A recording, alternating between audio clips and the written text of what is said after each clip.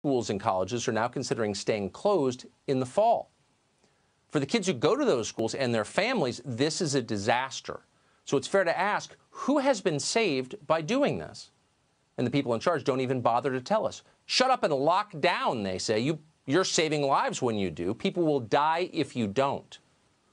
Every day you hear that. But it's not science. Those are political slogans. Increasingly, people fluent in the actual science of epidemiology are asking hard questions about these policies. Here's a physician and researcher from California called Dr. Dan Erickson. Erickson and a partner just delivered a 50-minute briefing on the latest numbers from California. The video they made has been viewed millions of times in a few days online. The bottom line is, after looking carefully at the data, these two researchers have concluded that California should end its shelter-in-place order. Watch. We've seen 1,227 deaths in the state of California with a possible incidence or prevalence of 4.7 million. That means you have a 0.03 chance of dying from COVID-19 in the state of California.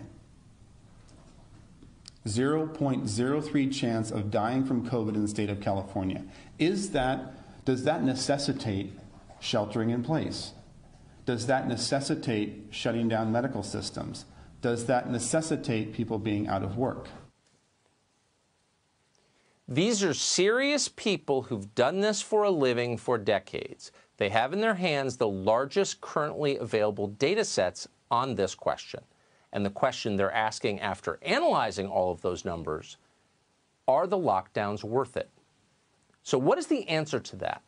What's so striking is that so many politicians, the ones enforcing the lockdowns, don't seem at all interested in asking it. Instead, they're bullying forward as if nothing has changed. Just today, the San Francisco Bay Area announced it'll be extending its lockdown until the end of May. That's 5 weeks from now. What is the scientific justification for doing that? They didn't tell us because there is none. None. You may remember what they first told us back in February and March. They said, we have to take radical steps in order to, quote, flatten the curve. Well, 6 weeks later, we're happy to say that curve has been flattened, but it's likely not because of the lockdowns. The virus just isn't nearly as deadly as we thought it was. All of us, including on this show, everybody thought it was. But it turned out not to be. Hospitals never collapsed. Outside of a tiny number of places, they never came close to collapsing, at least not from an influx of infected patients. Instead, something remarkable happened, something amazing, really without parallel in American history. The opposite happened. Thanks to the lockdowns, hospitals have begun to collapse. Why? From a lack of patients. Politicians who couldn't pass 9th grade biology decided that practicing physicians should not be allowed to calculate the risk of transmitting the virus. They're just not qualified, unlike us. So these politicians banned so-called non-essential procedures, many of which are in fact essential. The results of this policy? In many hospitals, entire floors have been mothballed. Doctors and nurses are being furloughed in the middle of a pandemic. This is insanity. It weakens our healthcare system. Its effects will last for many years. That's all from the lockdown. So how long will we have to live with these lockdowns? Earlier this month, Dr. Anthony Fauci, whom we are apparently required by law to respect no matter what he says, suggested that, in fact, we may never be allowed to resume normal life. If back to normal means acting like there never was a coronavirus problem, I don't think that's going to happen until we do have a situation where you can completely protect the population. If you want to get to pre-coronavirus, you know, that might not ever happen in the sense of the fact that the threat is there. And we should tell you that is the same Dr. Fauci, and keep this to yourself because, as noted, it's not allowed to show any skepticism whatsoever. But that's the same Dr. Fauci who also announced that shaking hands, the ancient custom of shaking hands, should be done away with forever, and then a week later told Snapchat that actually it's fine to have sex with strangers you meet on Tinder.